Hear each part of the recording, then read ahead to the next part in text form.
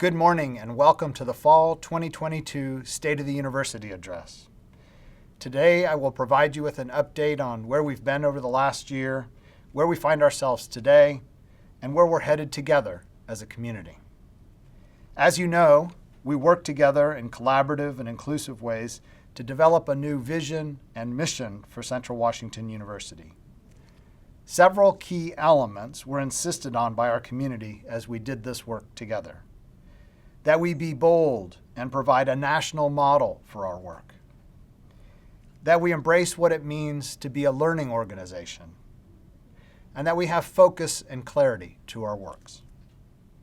Equity and belonging rose to the top as the key concepts that would frame our work together.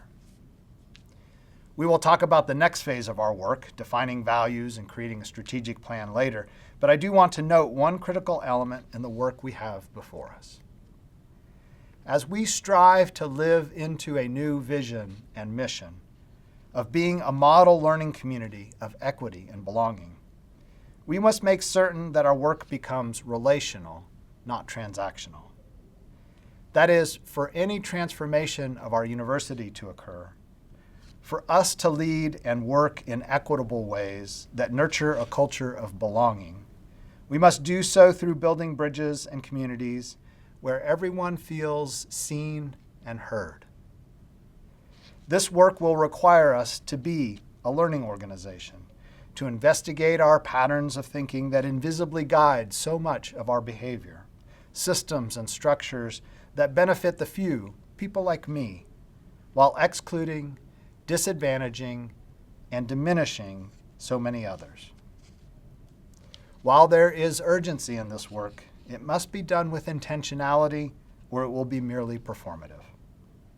To be a true learning organization will mean being in uncomfortable spaces together so that we can grow and learn how to do things differently. To do this work with intentionality means that our journey will be a marathon. And as most of you know, one of my major shortcomings is that I often imagine that I can run a marathon at a sprinter's pace. I know I must slow down. We must do this work together right and well. I appreciate the great work that has been accomplished to develop this vision and mission. And I want to thank all of you, the university community, for your participation. But I especially want to take a moment to thank our steering committee. One of the things we have heard on the steering committee is a desire to develop a clear set of guiding principles connected to this vision and mission. We will focus on developing those values in phase 2. While we have made great progress on vision and mission, I do want to acknowledge that we have some headwinds before us. Our total fall 2022 enrollment came in just under 9,400 students, which means we have had 3 straight years of dropping enrollment. And because another large freshman class will graduate this year, our enrollment will likely drop again next year. The good news is that our new freshman numbers are slightly up. We welcomed about 1,550 new freshmen, up from 1,460 last year. You will notice that we had fewer applications than in the past, and thus fewer admits and confirms. But you'll also notice that our yield rate is significantly higher than it has been in the past. The reason for this change is that we have shifted our recruitment process from one that is transactional to one that is more relational, working more directly and closely with students, their families, their guidance counselors, and even their teachers than we had in the recent past. We are returning to a recruitment process that we used in the past when we regularly enrolled 2,000 new freshmen and retained them at a much higher rate than we do today. We have also increased our transfer number slightly. I have heard that we're the only public university in the state to increase transfers. We welcomed over 900 new transfers, up from 876 last year. As you know, our enrollment directly affects our budget. We had been planning for about 9,900 students, but had built a contingency into our working budget. See the first column on the slide for our working budget. Because we came in below that contingency, our final budget, the second column, saw a reduction in tuition of about $2.5 million from the working budget. The third column captures the difference between the working budget and the final budget. We have balanced our budget through reducing our expected expenses. For instance, we expected to provide about $15.5 million in tuition waivers and scholarships, which was reduced to $14.4 million because we had fewer students, a savings of about $1.1 million. Because 80% of our state general fund budget is in salaries and wages, we will also see a savings in salaries and benefits to the tune of about $5.1 million. These are positions that have not been filled for some time. They are not new reductions in staffing. I do want to acknowledge the challenging position that we are in. We have more work to do because we have fewer people to do the work. I do want you to know that these reductions in staffing are happening everywhere. At the executive level, when I arrived, we had 7 vice presidents and a chief of staff. We have permanently eliminated 1 vice president position, and our new chief of staff, Andrew Morse, has also taken on the role of interim vice president for public affairs. That is, we've gone from 8 individuals at the executive level to 6. We have begun a conversation at the executive leadership team about our need to right-size our work here at Central Washington University. Clearly defining our values and our strategic plan should help with that effort. More on that in the coming weeks and months. In our housing, dining, bookstore, and other auxiliary funded areas, we are seeing a similar decline in revenue because of the reduced enrollment. Unfortunately, in these areas, we have fewer options for reduced expenses, and we must cover our bond payments of $12.1 million.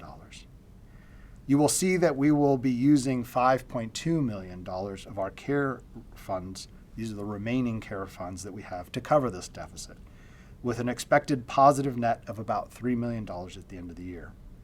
We will need to put these funds into a reserve account, as we will very likely need them next year to cover a final year of gap in funding. We are blessed in the state of Washington to have such strong support from our legislators and our governor for higher education. Washington has, to a large extent, mitigated the affordability problem for higher education. Because of the aid that the state provides, access to higher education has been eased. I am aware of the level of support other states provide to higher education across the nation. In Washington, the support is strong, and we should remember that as we advocate for more resources. In 2017, because of challenges in the economy, the state of Washington made the difficult decision to reduce the amount they provided to the public universities to fund our raises. Over the last several years, they've provided 50% of the cost of those raises, expecting that the difference would be made up by an increase in tuition. Last year, we were very appreciative that they increased that rate to cover 60% of our raises, providing us with $2.4 million of the $4 million we needed for raises this year. As you can see on the slide, this left a gap of $1.6 million. Our tuition increase provided us with an additional $1 million, which has left us with a deficit of $600,000. The improvement to 60% is greatly appreciated. All 6 public institutions of higher education have been working with our legislators and with the governor's office to make it clear that we greatly appreciate their support and their help with this issue. It is our #1 legislative priority. And so we must have a laser focus on our enrollment. Part of the reason we only increased our tuition by $1 million is because of our falling enrollment. Higher enrollment would provide additional resources. You have heard about an enrollment cliff that the United States is facing. It is predicted that in 2025, the number of high school graduates will begin to decline significantly. The good news is that for the state of Washington, our high school graduation numbers will actually continue to increase through 2034. The state of Washington does not have a problem with numbers of high school graduates. Our problem, rather, is with the lack of a college-going culture. Washington ranks 47th in the nation in high school students going on to higher education after graduation. And we rank 49th in the nation in FAFSA completion, which means that there is a great potential for our student population to afford college if we can increase FAFSA completion. It is estimated that we leave $60 million on the table annually in federal funding for higher education. While our total numbers of high school graduates will increase for the next 12 years, we will also see a shift in the demographics of that student population, with a significant increase in Hispanic Latinx population and a moderate increase in Asian and Pacific Islander and individuals from 2 or more races. Over the last several years, our admissions office has been proactively preparing for this shift in demographics. As only one example, they've developed a close partnership with 3 high schools in Yakima, providing a higher level of service and engagement in those schools. And the results are very promising.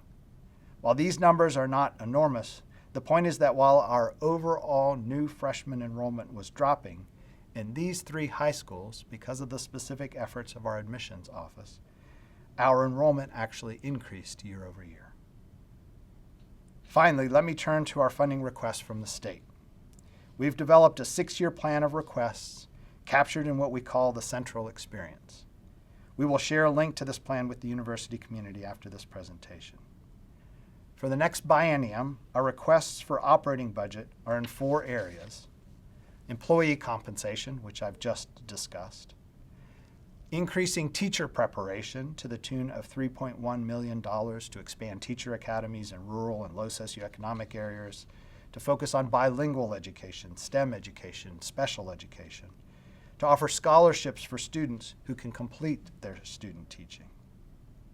A student success initiative to the tune of $2.2 million to expand peer-assisted learning and to instigate more discipline-specific tutoring, to develop academic success coaching, and to expand our Reading Intervention Center. And finally, a financial literacy and FAFSA completion initiative for $2.2 million. For our capital requests, we have requested from the state funding to construct a new humanities and social science complex. This building will replace Languages and Literatures in Farrell Hall and will include geothermal heating. The next request is for design funding to replace our psychology building with a behavioral and mental health building. It will include space for mental health counseling, case management, and an early childhood learning center.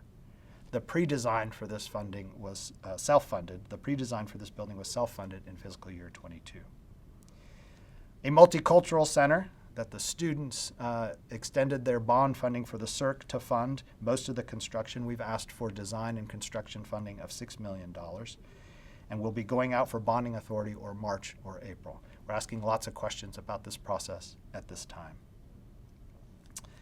An arts education complex pre-design request of $300,000. This will replace Randall and Michelson halls. The design funding would be requested in 2025-27, and then construction in 27-29. We also need to replace the aviation hangar at Bowers Field, and we have the opportunity to purchase the Sammamish Higher Education Center, which would eliminate our lease. Thank you for attending to our State of the University. I appreciate all of the deep care that every one of you offers on a daily basis to our students and to each other. While we have challenges ahead of us, together we will find a pathway forward. Thank you, and be well.